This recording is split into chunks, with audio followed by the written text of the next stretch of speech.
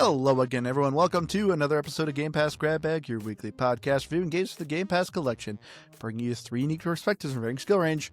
I am the commander of this episode, Andrew. With me, my buddy, Hello. Keith, and our test subject, Liz. Hey, guys. This week, Liz really wanted to join. Hopefully her audio is picked up. It looks like it's all good here. But Liz really wanted to join this episode. This week, we decided to play Outer Worlds 2 by Obsidian Games. This is now the third Obsidian game we have reviewed this year. Obsidian's just been killing it. So Outer Worlds 2 is obviously a sequel to the first Outer Worlds. And in already starting off, if you're asking, do I need to play the first Outer Worlds to understand this game? The answer is no. Because this game takes place like 15 years after the events of the first one. They're not really tied to each other at all. They're in kind of different parts of the galaxy. But obviously it's the same universe, same type of studio and game. So it's still a sequel, but not like a story sequel. But yeah, you are playing a commander of the Earth Directorate, a organization that goes around and basically helps planets and citizens that are being oppressed by either capitalism or evil governments, and you go around and trying to help the citizens of the universe. But let's go around of whether or not this is a game or a pass. Quick reminder, please make sure you go to GamePassGrabBag.com. Check out our website. Top right corner, you will find our link to our Discord and our YouTube. Come join us. I've been streaming more on our YouTube. I actually streamed out at my beginning of Outer Worlds 2. So if you want to see that, check that out. But yes, whether or not Outer Worlds 2 is a game or a pass, for me, this is a game. I remember playing the first one. I found the first one to be pretty forgettable. I don't really remember too much of it. I remember some things. But yeah, as soon as I started playing this, I'm like, you know what? This feels really good. The only thing I really remember about the first Outer Worlds is that there was a ton of load times. It was before the series consoles came out, so it was before the SSD hard drives that loaded super fast. And I remember when the consoles were coming out, I was like, you know what? I'm going to wait, and I'll pick up Outer Worlds when those hard drives come out, and I don't have to sit through all these loading screens.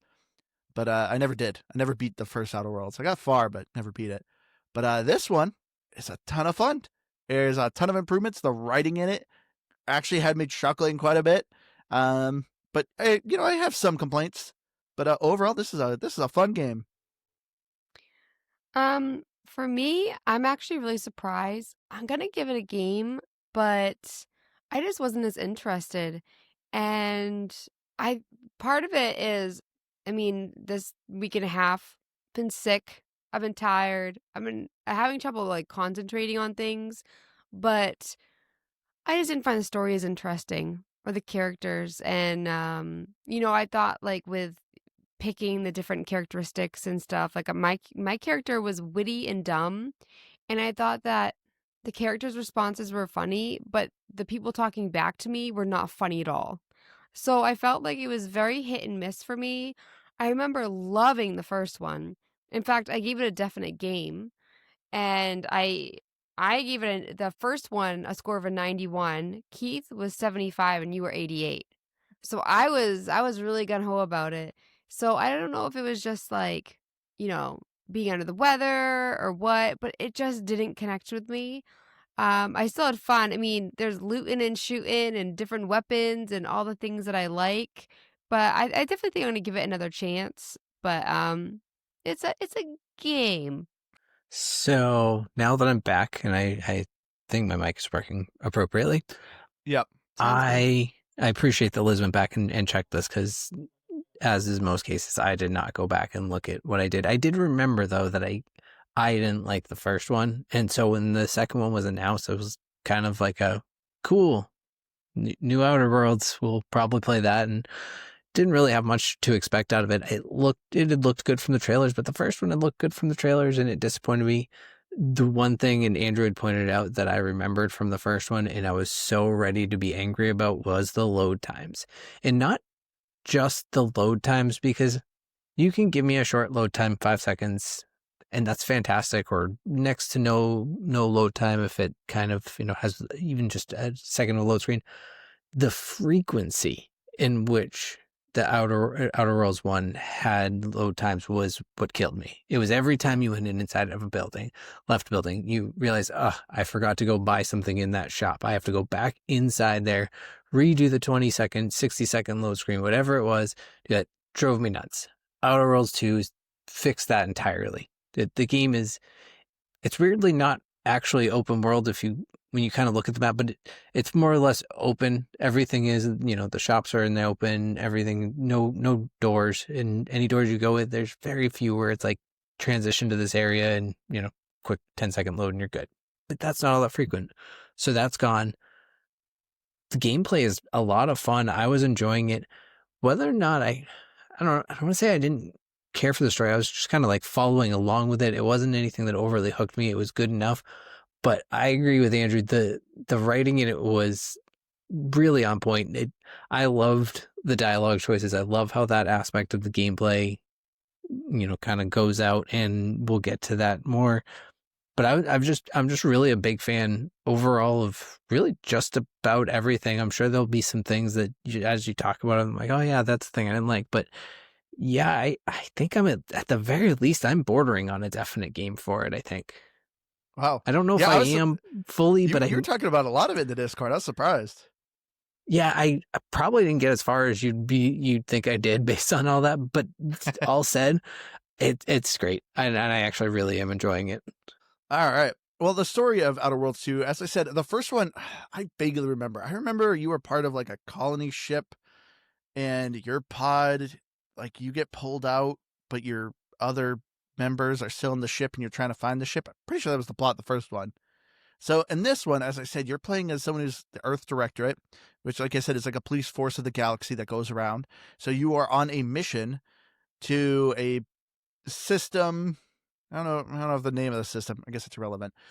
You are trying to find the technology behind slipstreams, which is this technology that lets you kind of jump between different planets and galaxies. But the issue with the slipstreams is that it's causing rifts. It's literally tearing the fabric of time open. And obviously, that's not good for the environment.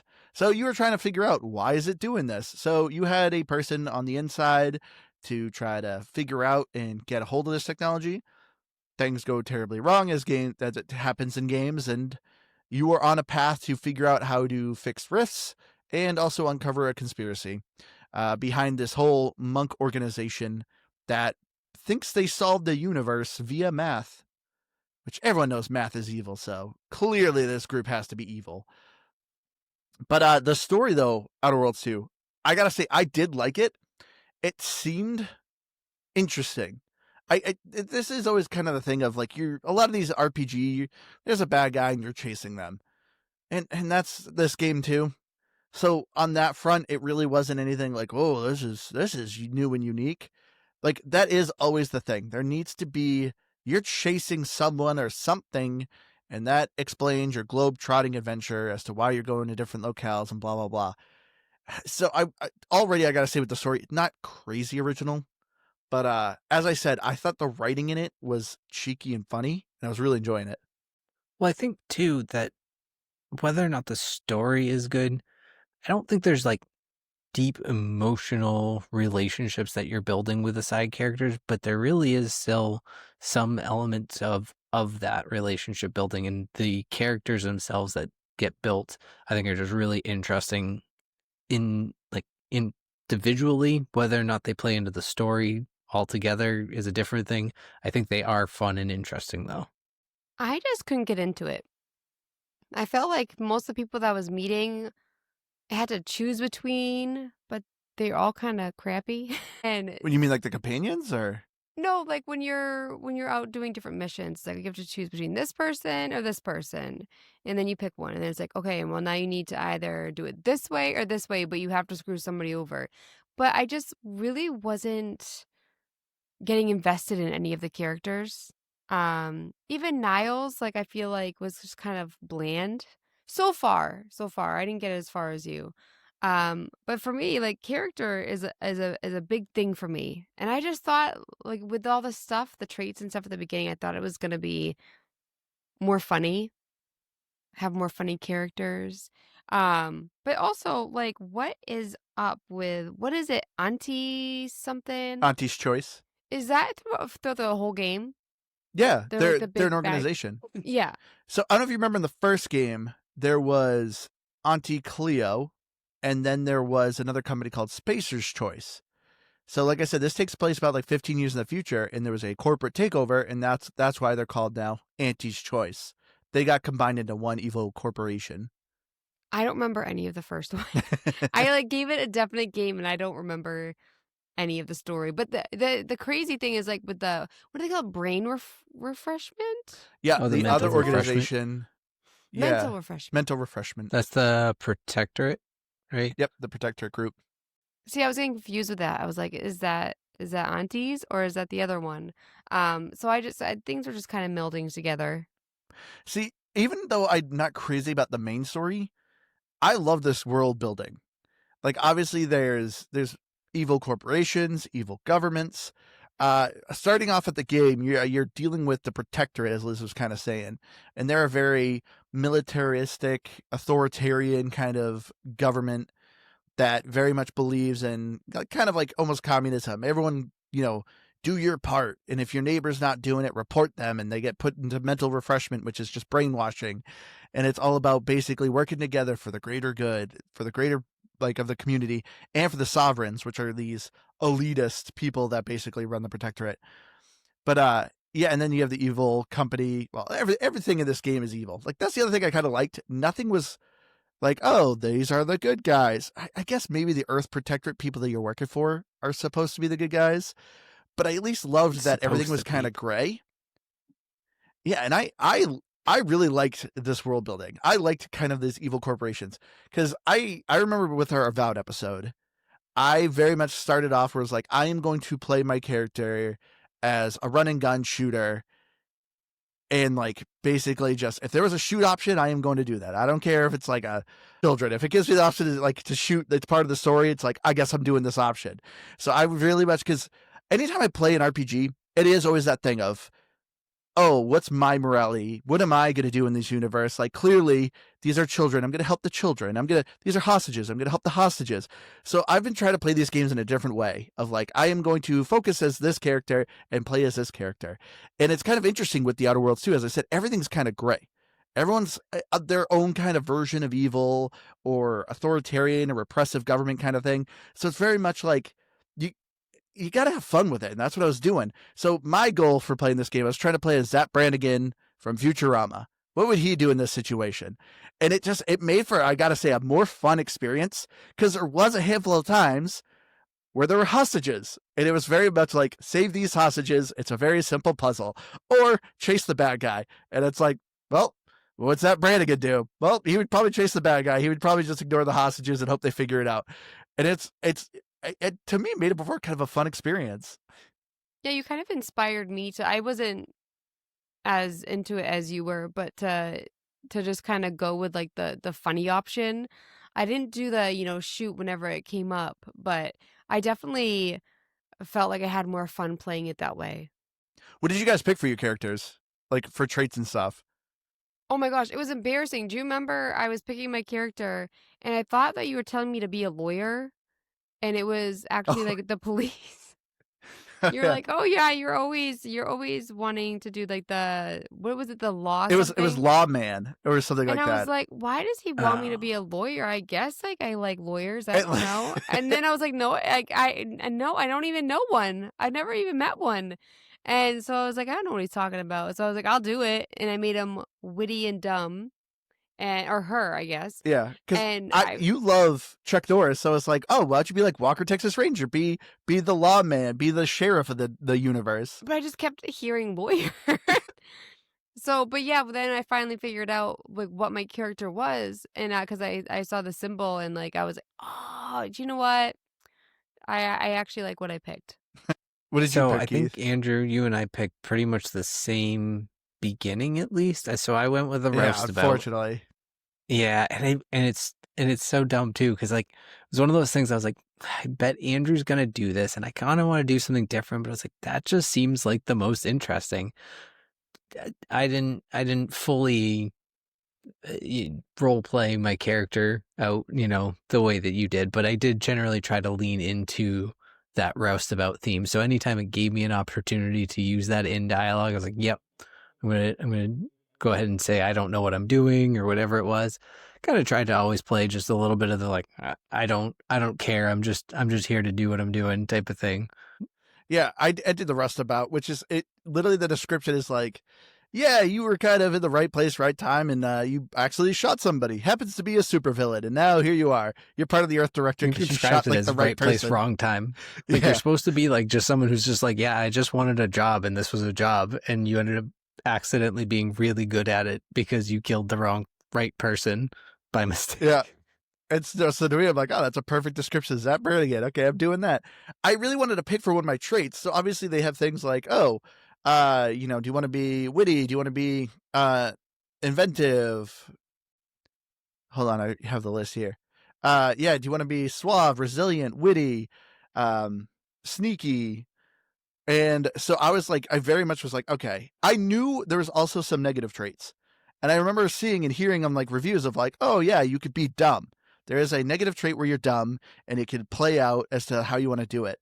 I couldn't figure out how to do it. Apparently you have to pick 2 positive traits to get a negative trait, which is the dumb one, which Liz did. And I was very disappointed I didn't do that. But I ended up picking lucky because sure enough, it was just like, everything, sometimes things just work out for you. And I was like, okay, I'm going to do that, which also ended up being very fun. But watching Liz play through of her choices for dumb were super funny. I always loved Liz's dialogue choices for the dumb. But yeah, there's also a bunch of like hidden flaws you can get. I loved this game. To me, felt very open on like how you can solve puzzles and what you're doing, because there is a ton of specialties. There's a ton of backgrounds, things you could pick, and I felt like they were popping up a lot. Anytime I was going to an area, it's like, oh, over here's a locked door. If you have strength, you can open it. Engineering, you can open it. Lockpicking, you can open it. But if you don't have any of that, maybe there's something over in the corner where you could do like an explosive or something with your melee. I loved the choices in this game. Yeah, I felt like mine popped up quite a bit, like especially like observation. I remember I was like walking around seeing that symbol, and I was like, "Oh, I wonder why that's there." And then like a mine went off, and I was like, "Oh, I'm in a minefield." And I looked around, and I was surrounded by them. So yeah, I really like that too. I liked the trait system a lot. It kind of felt a little like Dungeons and Dragons. Like I've never played it fully, but I have a good enough idea that like everything was just like a series of skill checks around the game. And like you said, Andrew, you could use any number of them. Lucky was one I picked as well because we picked the same apparently. But it was a ton of fun because it would just be randomly something that'd be like, hey, you can use this. And if I'm at least in any case I used it, it was always successful, which I think was the intention of it. I don't think it was ever supposed to fail when it was able to be used. But it would just be like, like one of them, it got used for making a health potion, I think, or something like that. And it was like, you walk over and throw a bunch of random chemicals and hope for the best. It's like, sweet. Congratulations, you made medicine. I was like, all right. Yeah. So like, even though you couldn't guarantee that it was going to be available for something, it was a way to, maybe hack something you're not supposed to hack, engineer something you can, et cetera, et cetera. So I really liked the lucky one, but overall, I wasn't going to, but pretty early on, I was like, I don't know, this is just fun. So you had already said you were doing it, but I was like, you know what? I'm just going to take every flaw that comes my way. I'm just going to do it. Man, and Keith, you just copied everything I did. I know that one was an intentional copy. The other ones were unintentional. But even despite that, I still think it's interesting that we play this game differently, and we can even get to that. But I love that storytelling aspect of it because realistically, there's a very early moment where you run into somebody who you can choose to basically try to persuade into letting you go past. They get into a fight. Andrew chose, screw you, I'm gonna try to fight you. I tried to talk my way through, ended up helping him, and came back later up in the game that we like worked together. But I'm guessing he didn't for you because no, he came back in the game because I couldn't shoot him at that time. Oh, that's but right. Later on, I met him, and sure enough, it had a shoot option. So I was like, "Oh, I guess I'm shooting him." Well, I went ahead and told him that I helped him, despite the fact that he didn't help me, and then he felt really bad, and he helped me the second time. But I like Aw. that. Like, despite that we have the same traits, we're still playing a very different game. Yeah, same with like I went in with just shooting. But I thought it was really interesting that you could actually go do like a stealthy route, which of course I did not do. But did you do the same, Andrew? No, well, I ended up doing the stealthy route because, as Keith said, I was very much, I'm going to accept all flaws. I was like, because once again, that's very Zap Brannigan. The dude's a big bumbling idiot that just really isn't good at his job. So I was like, all right, he's going to be very flawed. And so, yeah, sure enough, I got like bad knees. So every time I'm crouching, it's creaking and it can alert people. I have one where it's treasonous because I kept betraying people because I kept trying to choose like kind of the bad option. And so, like, I was getting the flaws have a obviously very negative part to them, but a very positive thing as well. So with the bad knees, every time I'm crouching, it's creaking and people can hear me and detect me, but I crouch faster. The treasonous one let me, what was the negative part on it? I think the negative part is like when I'm discovered, I think I did less damage, but I did extra damage when I was stealthed. It was something along those lines. So the flaws I was getting was making me be like, well, I guess I gotta go kind of silent and sneaky.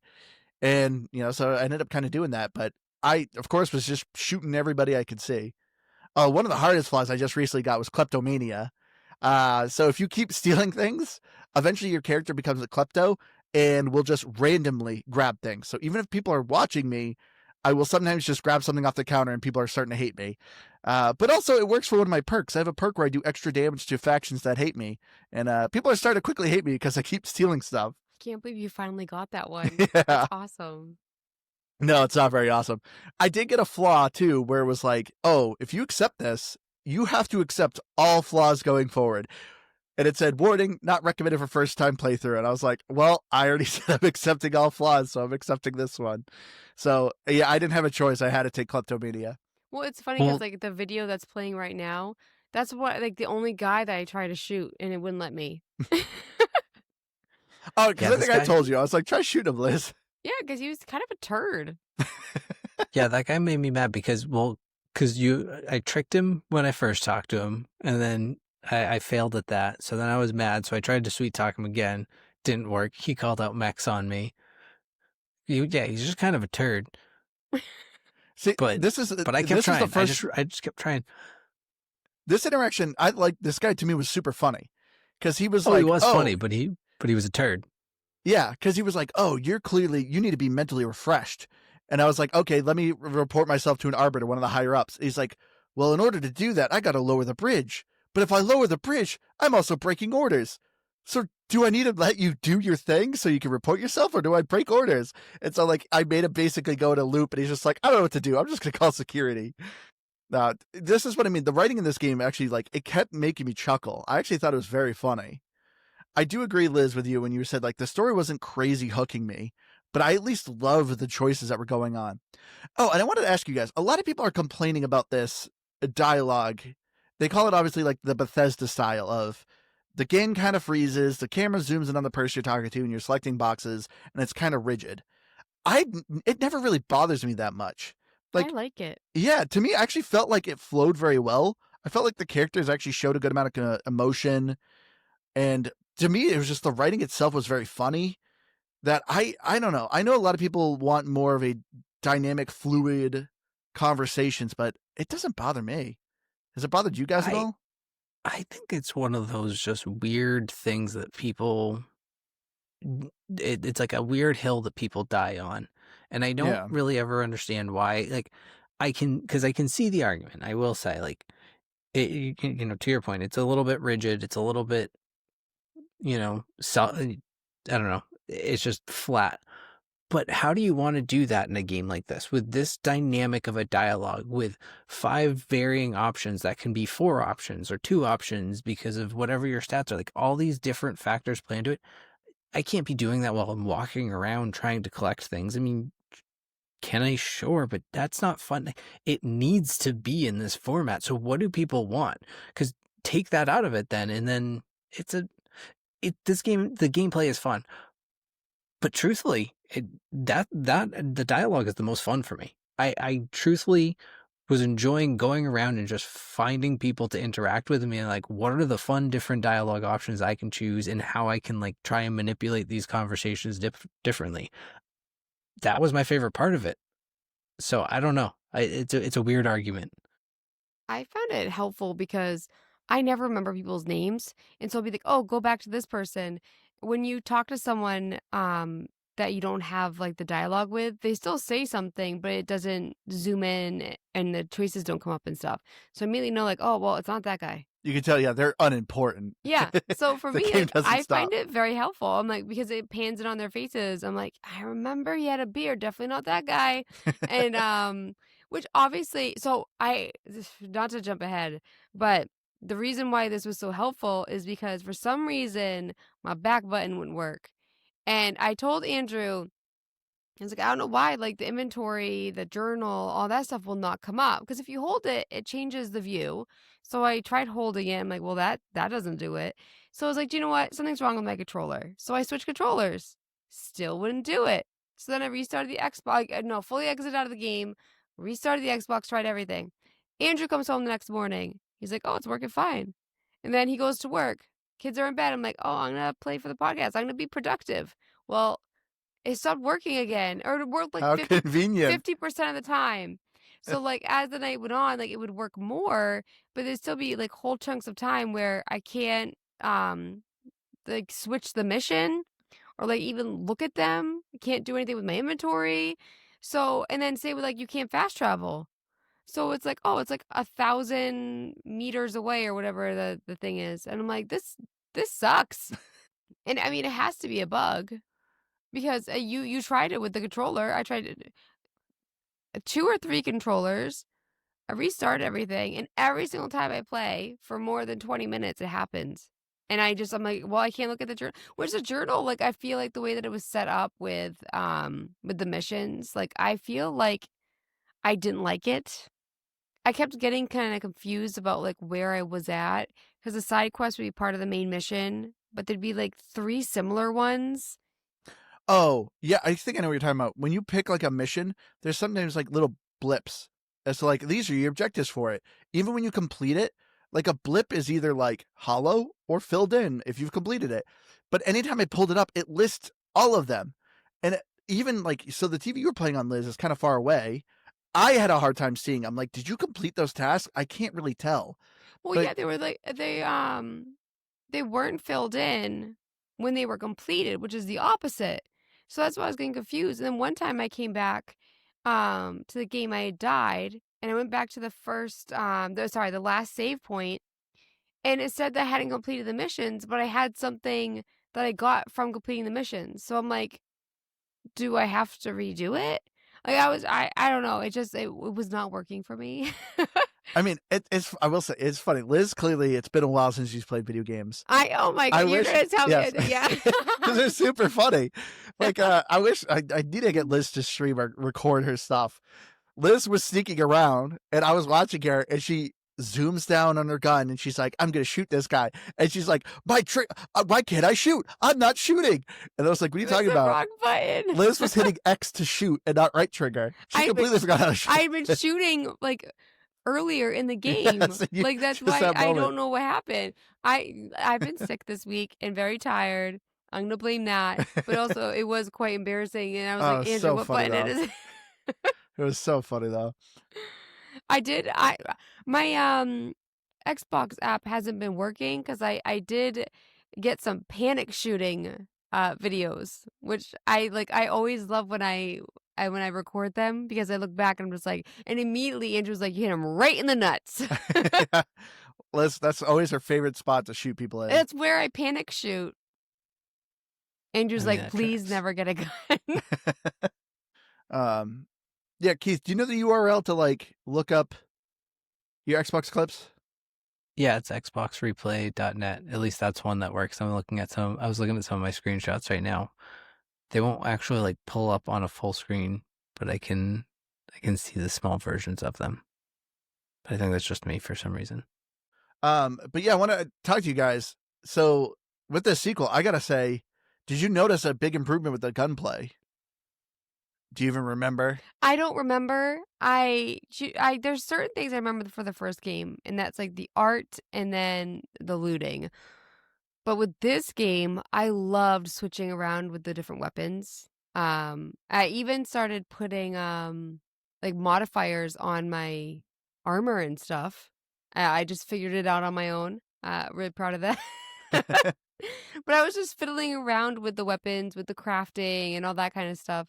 And I loved it in this game. Was it similar? It's drastically improved. I remember the gunplay in this game is way more fluid. I was enjoying anytime I was getting in firefights, it felt so much smoother. This game now has a lot more gadgets, so you can slow down time. You have like X-ray vision. You can put up a shield. When you're in combat, obviously you have energy, and it takes a longer time to recharge. But it just felt so much more fluid and so much better as a first-person shooter. Or a third-person shooter. I forgot to mention that. Did you figure out how to get to third-person mode, Keith? I did, and I played with it. I don't know, maybe probably for like 15 minutes. Not very long. I preferred the first person view on Yeah, it, me but too. it was kind of cool to have. Did the first one have companions? Yes. That's it. Okay. Yeah, and there was only like one that was really kind of worth your time. I honestly might not have even gotten far enough to get any of the companions in the first one. That's part of it. I'm like, I don't remember the gunplay that much. I just remembered not enjoying it at all. And so maybe even that's a little bit of why I'm so like, wow, this is great. Because I just thought I was gonna be I didn't think I was gonna hate this one as much as I didn't think I was gonna hate this one overall, but I wasn't expecting to enjoy it as much as I did. Well, you mentioned the companions. What did you guys think of the companions in this game? They're fine. I wasn't crazy about them. I had Val the whole time, at least. I got Niles and Nara. Is that her name? The one with the mini arm. Inez, and maybe is it Azara? Is that the last, or not the last one, but the one she was with the Aza cult. or Asia? Which I assume at some point she doesn't have the mask on, but I thought it was whenever you're in your ship, she has the mask off. Oh, okay, because I was gonna say I thought it was interesting that right away. I was like, well, I see her face there in the little mini icon when she was there, but she was the one I actually ended up liking the most with Val and as like an actual combat companion. I didn't get most of them. Like I said earlier, I like the robot, but right now I'm hanging out with Niles, and it's kind of bland. But I like his character. Like that's why I'm disappointed. Where I'm like, I feel like they just could have done a bit more with the characters. Yeah, to me, I will say I think the companions are kind of the weakest writing of the game. Like, first of all, I remember they didn't Avowed, but I don't think you can romance any of them. And it's like, well, if I can't have sex with my companion, what's the point? Like, why even learn about them? There is at least an option where you can your dialogue options can be flirtatious. I can't remember what the trait was that I saw, but yeah, but I don't think there's any romance. I remember they did it in Avowed, but like to me, it also seemed just odd how a lot of them joined you. Like a lot of it seemed just very heavy-handed of like, yeah, I'm not doing anything, I'll join you. And it's just like, okay. Like it just didn't feel as earned. Like I need to build this team. What do you say? Inez quits her job. She was the only one that I felt like kind of made sense. You know, you were helping her in a situation. Yeah, she lost her job, but she's like, I need to kind of redeem myself. I need to follow you. I want to follow you. It's like, okay. But yeah, like Aza was very much just like, yeah, I want to kill people. I'll join you. I got all the she's kind of betrayed by her whole cult there. So she's kind of left out of that and likes killing. So that makes sense. But it's like, I don't know. If you're a psychotic killer like that, wouldn't you actually prefer to be by yourself and hunt people down?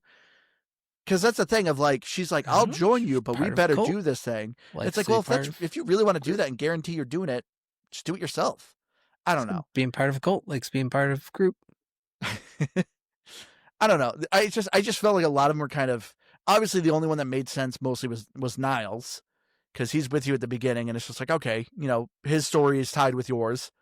He's the one I actually kind of liked, because he's like a rookie, and at the beginning you kind of, you know, mold him a little bit.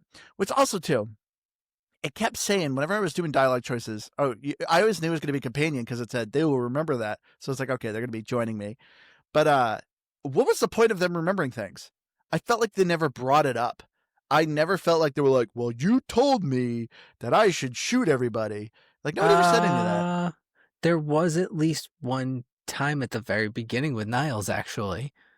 He At the asks you for beginning, I felt like. advice, and in like the very first sequence, did he lose his? Well, he would have lost his arm no matter what, I think, right?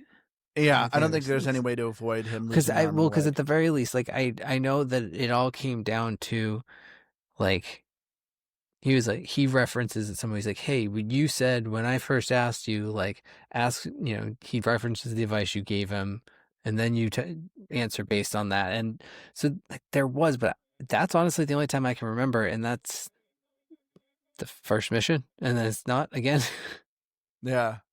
What'd you think of the companions, Liz? Did you even did you care? Did you try talking to him? No, not really. Like when I was in the middle of a mission, I didn't really stop to chat with them.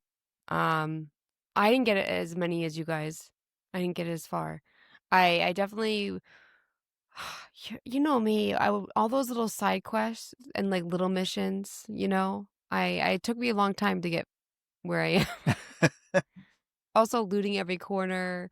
Oh, the loot. I bet you love the loot in this game. Do you know what? I loved it, but at the same time, I don't want to say there was too much of it, but Wow. sometimes I wasn't even looking. That's and shocking. That's when I coming was from like, you. kind of like, well, it's kind of a bummer. I'm not even like looking at what it is, you know? Yeah. But I would rather have too much loot. Yeah, I mean the great thing about this, with Outer Worlds 2, there is no over encumbrance, so you can grab everything. That's how I ended up obviously getting kleptomania because I'm like, I'm just gonna snatch everything I can. But man, there's no over encumbrance, so I have like 100 guns, 100 pieces of armor. I will say I like the equipment in this game. You have your guns, which normally you could carry 2, but you can upgrade to get 3 or 4 depending on what gear you're wearing. You have just body suit and helmet. Helmet does not do anything for defense. Helmet literally is just kind of like a perk, which is awesome. So a lot of helmets, you could get a helmet at the very beginning of the game and literally carry that thing through the entire game because it's all about the perk and how you want to play. So obviously some helmets reduce toxicity. Some helmets improve your weak spot damage. Some improve your sneak. Some improve your speech. Something like that. That's all it is though. It's just like a perk. So you're literally just picking your armor. What do you want for armor? Do you want light, medium, or heavy? Light, you have a higher chance of evasion. So if you get hit, there's a chance that damage will do nothing. So it's really good for like those slow shooting heavy bosses, which you can change your armor on the fly. And like I said, there's no over encumbrance, so carry all of the armor. So if you're going against a boss that is just shooting one bullet at a time, yeah, you probably want a higher rate of evasion. But if you're going against a boss that is shooting 1 billion bullets, maybe you want to go heavy armor, something that just mitigates damage. Yeah, really cool. I've loved that this game didn't feel like it was holding me back and really let me pick how I want to do things. Yeah, I think it's really interesting with the way that I was playing it. Maybe I wasn't observant at finding ammo, but I felt like I would Yeah. I'd say like 80% of what I was finding was food. And then at one point it said, you do not have enough ammo for this mission. And I was thinking back to when I first Really? landed after the tutorial. Yeah, when I first landed after the tutorial where like Niles meets his buddy like later on. I saw this monster. I'm like, I'm gonna go fight this monster. And I start like battling all these like reptiles. And I'm in a cave and I've completely run out of bullets. And I'm like, So then I'm like traveling to town and there's robots shooting at me and my companions are, taking over because I have zero bullets.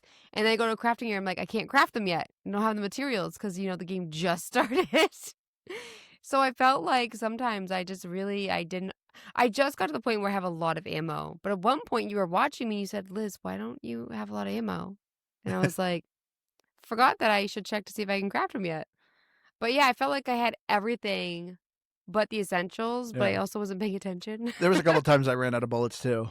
Nothing too bad like that, Liz, but I would run out of ammo on like my favorite guns. Yeah, it definitely wasn't like Survivor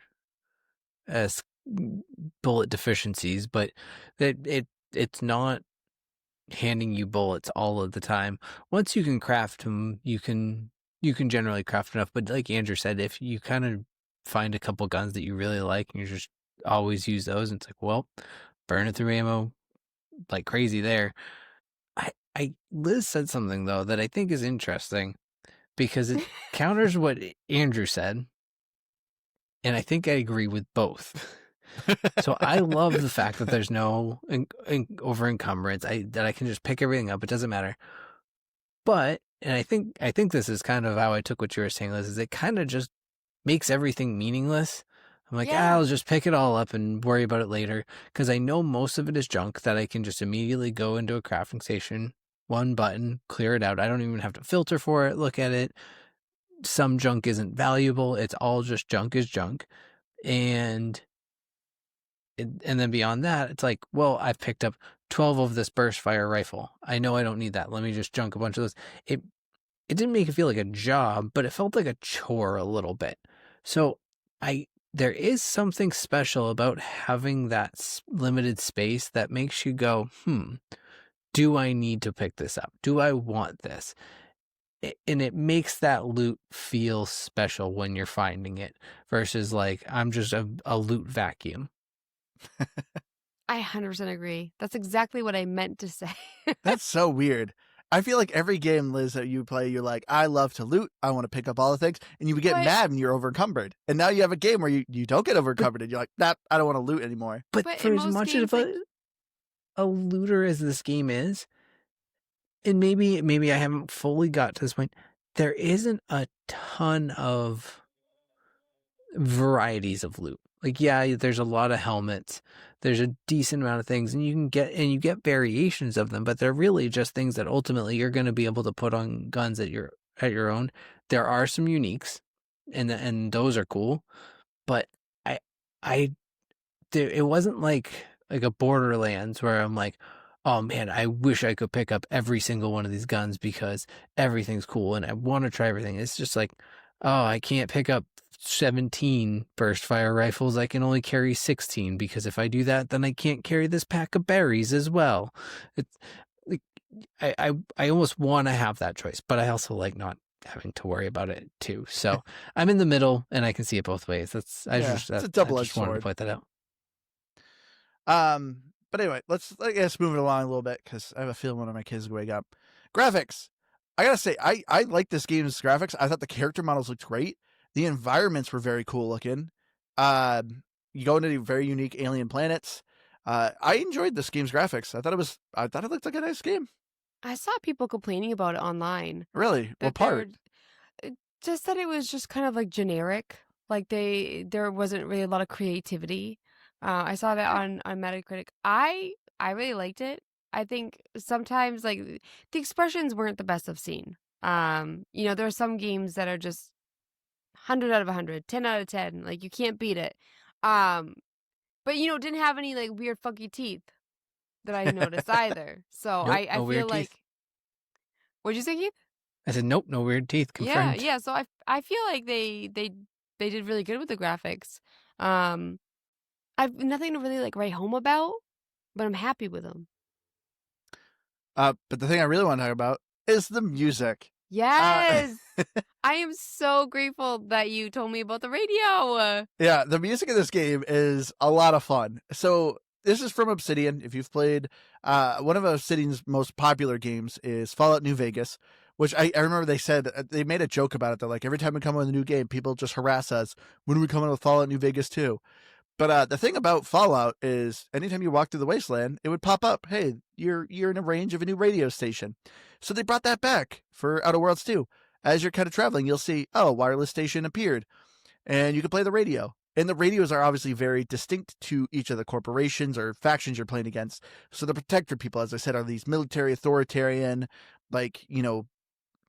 we all got to work together for the greater good. So all their music is very much just like singing about that. Make sure you work really hard. If your neighbors are slacking, report them for mental refreshment. They also had like a radio TV show called The Red Cloak, which was always super funny. Her trying to fight capitalism and she gets captured, and they're like, oh, will she succumb to capitalism? Of course not, because she has the strength of the sovereigns. And so it's super brainwashy. It's so funny. But the songs were super catchy. My favorite was the Grand Plans radio, which I said they're the monks that can like solve the universe via math. So all their songs are usually about math and science. Like there's literally a song of them singing about the Fibonacci sequence, and it's like, who thought of this? It's super catchy and clever. Which it is on Spotify. So if you want to check it out, highly recommend it.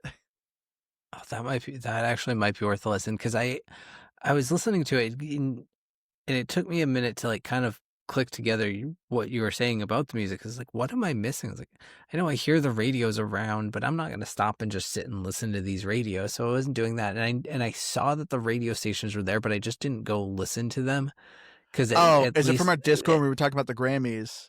And I said, like, Yeah. this music's amazing. I had a feeling because you weren't agreeing with me. And I was like, I'm guessing Keith hasn't found the radio. Yeah, I still haven't gone through all of them, and I haven't gotten through all of the areas. The one that was cracking me up, though, was the one that didn't, at least I don't think it played music. It was just, they were just like telling like science stories about like the color of space and stuff like that. It was, I don't remember which one that one was. It was probably the Grand Plan radio. Maybe Because they did another one about talking a Plan documentary about Purpleberry Crunch. Yeah, but I don't remember there being any songs that came on while I was listening to it. The Auntie's Choice one was cracking me up, though. Yeah. They had the song, the laissez-faire song about capitalism. No, my favorite one was them talking about, it was like a comatose, like sleeping aid. And they were singing about the ones side that effects. were all just ads. Like childhood rickets, gout, insomnia. It's pretty funny. Oh, yeah, there was that one. There was one about like having like diarrhea or whatever. Like, Yeah. The Auntie's Choice ones were just wild, and they had a very like, it's like it makes sense. Like it has like this weird Fallout feel to it, where it's this like I don't know if there's like a term for it, that I feel like it falls under one of those like steampunk, frostpunk, like something punk. Atomic or nuclear punk is what it's known as. Or is it? Yeah. I was gonna say where everything's very old timey, like 1950s, but also very futuristic. Yeah. And it kind of walks that balance. It's kind of weird, but yeah, the Auntie's Choice seems to really lean into that with the music choice, but the comedy in that was great. It's crazy how much work went into it. Yeah. Like creating the lyrics and the ads, and like, it's not just a game with dialogue and a story. It's like that's a lot. Like I was playing this at work, like through the xCloud, which this game works very well in xCloud. You can save just about anywhere. It also autosaves very well. But I kept noticing, I kept humming some of the songs, and it's just like, man, these are super catchy songs. Granted, they're not crazy well written. Like when you look at the lyrics, they're not very deep, but just the tune of it, how it's done. And like, as I'm playing the game, like I said, the Fibonacci one, I was just like, this is super catchy. Yeah. I love the radio. They're not deep, but they're smart in that aspect. Cause like you said, like, who would have thought, like, I can write a catchy little tune about the Fibonacci sequence, about laissez-faire capitalism, about sequence of pi, like, yeah, love does not compute. Nonsense. Yeah, but they did it, and they do it in a way that it's, I don't know, it flows really well, and it's good music. We've been saying it, I think, I don't know, since April or whenever at least we started playing, I think South of Midnight at least, whenever that was. And it's like, this year of music, this one, on a lot of years, I would be like, probably would be a contention for like maybe my favorite music in a game for the year. Yeah. This is an honorable mention, but like a very good honorable mention, probably. Yeah. It's just very clever. Like that's just where it goes. It's clever. Which I had never heard of what is it, Fibonacci? Yeah. You explained it to me. Like I know now, but I had never heard of that. You never learned it in school? No. I don't think so. You must have. I feel like it's the most common. It's one of those things that doesn't. And speaking for myself, like I know it. I know it's a thing, and I know I learned about it. Off the top of my head, I would never remember what it is. I'm like, oh, I know it's like a math thing, but it rang no bells for me. Fair. I can't find a easy picture for it. But Spiral. anyway, if you know math, it's a relatively simple math sequence. But yeah, the voice acting too I thought was really good. I saw some people complain that they felt like the voices didn't match the character models. I thought it was fine. I will say I like the voice acting in it to me, like the voice actors themselves, I think really helped hit the humor. Like you posted a picture on our Discord, Keith, of one of the guys. He's like a side quest of anytime I think I'm having a bad day, I just think I'll go to sleep. It'll probably be worse tomorrow. Like there's like these simple things, but like the voice acting, the actors themselves like did a very good job with the delivery. And I thought like a lot of these jokes really kind of cracked me up with it. Well, that one was great too because it's just like such a passing comment. It's one of those like Yeah. they're not even in dialogue with you. They're just talking to you as you walk by, and you're like, "Wait, what?" Like that was my favorite. Those were my favorite moments about it. Like I have so many different screenshots of just funny things that like people would say, or I would have the opportunity to say. Like at one point I told someone to punch somebody's hat off. And at one point though, Liz had mentioned something about the responses, and I felt like those were sometimes hit or miss. And I know I'm kind of jumping back to some, I don't know, one of the earlier sections. Some of them are really funny and like fitting, and then some of them are just didn't seem to fit. Like I got the psychopath trait. I was like, oh, this will be kind of fun. And naturally, when you used that, people would immediately get like very like cautious or like scared, whatever. But they were some of my most tame responses, honestly. Like one of them was like, yeah, I'll just go collect the bodies. And I was like, that's nothing compared to what I've been saying. Like I literally told somebody I was deranged at one point. It's like they did nothing about that. So those little inconsistencies were kind of weird, but I don't know. Sometimes the people would just be like, I don't believe you, or that's a weird thing to say. Just like completely gloss over what I just said, where I'm literally like, yeah, because I had the psychopath trait. I think one time I literally said like, oh, I'm going to rip their entrails out. And it's just like, okay, that's weird. Anyway, and it's like, that guy just admitted to you that he was going to massacre people, but okay, I guess we're moving on to that. Yeah. The achievements though, are a bit of a work. I will say, there was an achievement though I saw to get rid of all your companions, literally like end the game with 0 companions, which is funny. Anytime I talk to the companions, did you ever see there was an option to basically kick them off the ship? And they always kind of made me laugh of like, so Ina's like quit Auntie's choice. And I think one of the like options they had was like, hey, you know how you got fired? Well, you're also fired from here too. Go back home. And like, you literally could just go up to people and kick them off the ship just like that. So I was like, I actually might do that later in the game just to clear everyone out, just kick them all home. Yeah, I haven't gotten to a point other than that, but if I read that achievement, it almost sounds like they have to either die or choose to leave. So I think yeah. So which is even better. You can't just be like, nah, leave. You have to that means there's a point piss them off somewhere in the game, maybe multiple, where you have the option to just let them go or die. And you have to just say yes to every single person, including which I your thought robot, was going to happen to me. Like I said, I was at a hostage situation. Literally, people were about to get like crushed in a press, and I had Aza and Marisol. Marisol is like this older lady. Which did you get her? I didn't. She's straight up Anna from Overwatch. Literally, I was curious if it was the same voice actress too, but like it's kind of same character model, same kind of like story, and it's just like, okay, this is just Anna from Overwatch. But yeah, literally, I had that option. I asked him, like, oh, what do you guys think? And of course, I had the psycho lady. She's like, if they die, they die. And then same with the other lady, the older lady, Marisol. She's like, well, we really need to stop this this evil plot. So unfortunately, it's probably for the greater good that we ignore them. So I was like, okay, I guess these people aren't going to be upset that I'm going to ignore people as they get killed. So I thought that was going to be a situation where I was going to get in trouble, but no. I didn't. No, oh, sorry, go ahead, kid. Oh, I was just thinking about it. Like one of the other things that I thought was kind of neat, and I don't know how much it would overall impact the game, but who you had with you would at least slightly impact dialogue and how people would treat you in situations. Because I had Aza, and it was right after I had discovered her. I was in, I don't know, I was in an area, I think it was a protectorate area or something, that they didn't like her group. And they're just, every time that she would show up, they would have some comment about her being along with me. And so you'd have to defend her or just be like, yeah, whatever.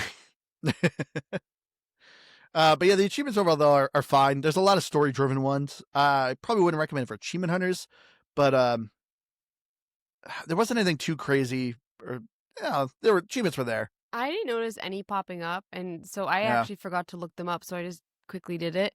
And it's because I only had 30 out of 1,000 gamer score with 2 achievements.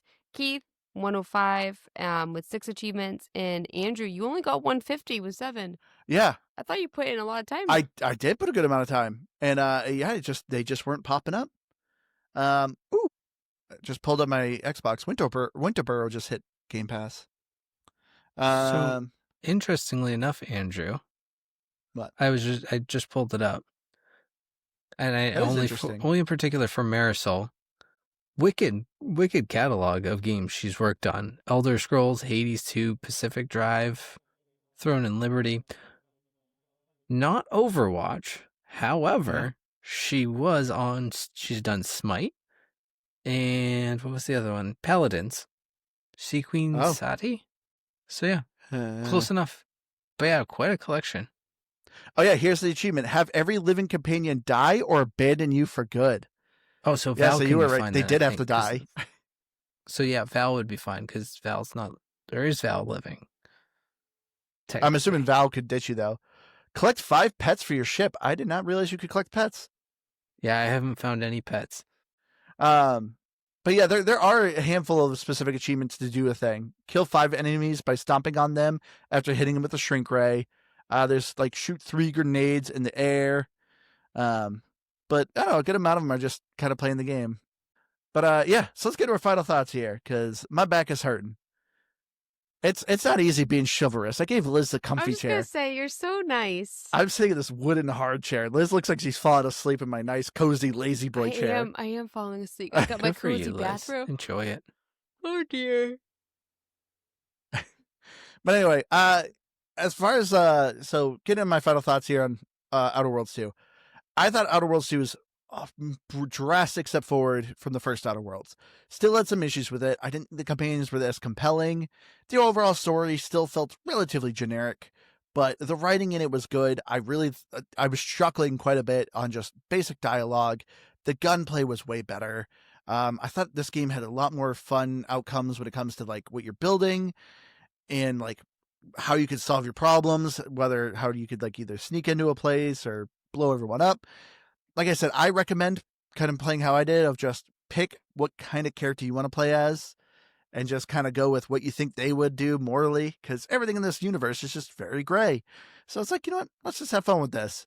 So I was having a blast with this. It was pretty easy to pick up and put down.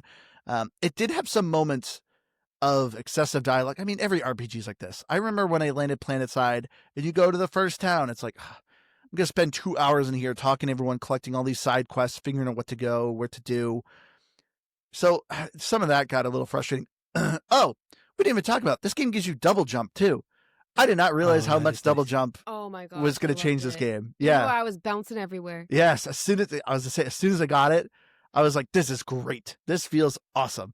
So thank you. We always talked about how like every game would improve with a grappling hook, but if you can't do a grappling hook, give me double jump. And yeah, so it definitely there was a lot more platforming in this game, which was really cool. But yeah, I think I still landed at what I gave the first Outer Worlds, which is I'm landing on an 88. Yeah, I again, maybe part of my enjoyment of Outer Worlds 2 was my kind of expected not enjoyment, my kind of low outcome of the first game and low expectations here. But I had a ton of fun. I've had a ton of fun. I intend to continue having fun with Outer Worlds 2. Not me. I'm now going to have not fun playing it. For everything else from here on, I was miserable. But there really wasn't a lot. I agree with Andrew a little bit, in terms of that opening sequence, but not having to roam in and out of load time buildings every time I wanted to talk to a different vendor or a different side quest that maybe I needed to go back to. I liked all of that, and I just really had a lot of fun with the skills. We didn't even not that it's like a huge talking point, but I like just the perk that like required me to essentially it forced me to balance all of my stats. Like if I Oh, that was put a flaw. any points, yeah, it was a flaw actually. It was like I got extra skill points, but it required me to level up a stat to my highest level if I put any points into it. So it was like there was this weird balancing thing that I don't know. I was having a lot of fun with the different ways that I could play the game. That even though Andrew and I picked the exact same skills just about at the beginning of the game, just wildly different outcomes through and through with what we're doing. So Yeah. it's just a lot of fun. I like it, and I'd give it an 89. Yeah, 89.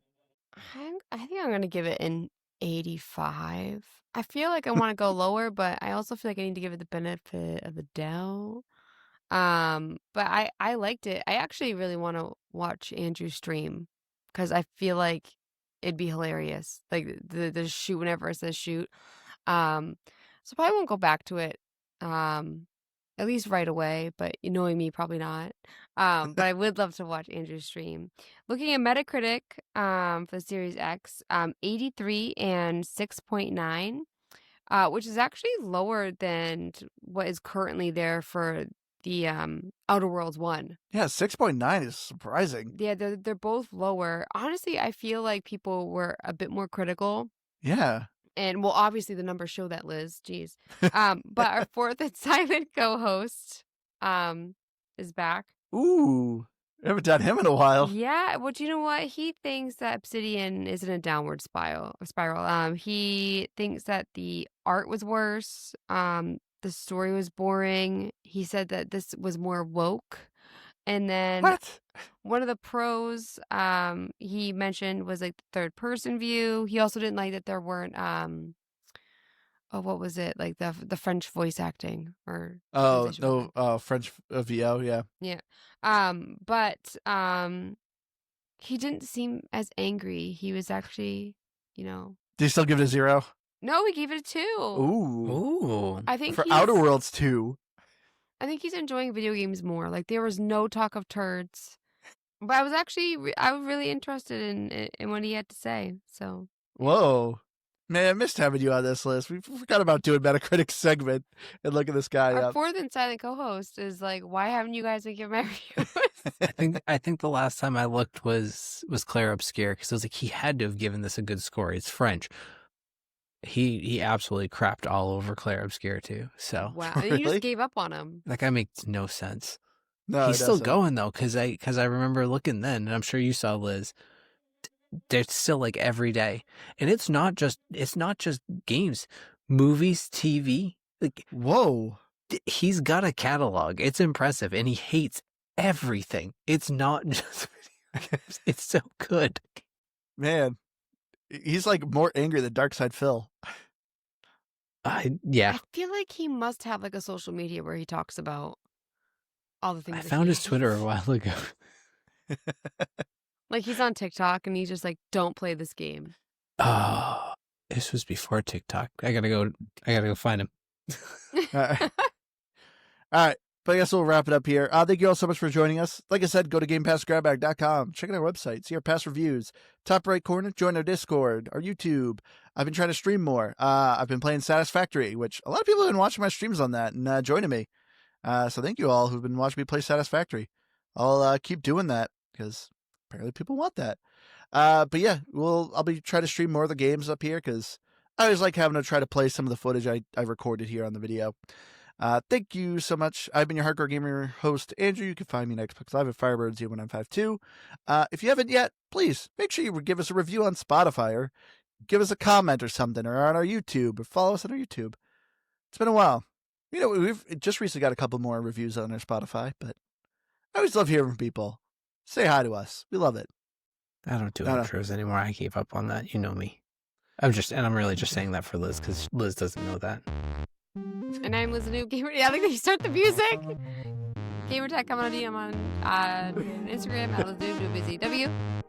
Thank you, Liz, for joining us. We've missed having Thanks, you. Liz. me. I know this was a struggle for you And this week. thank you for taking the booger off of the microphone for me. Yes, our 6-year-old wiped a booger on the microphone. Yes, our 6-year-old wiped a booger on the microphone. We love you all. See you next week.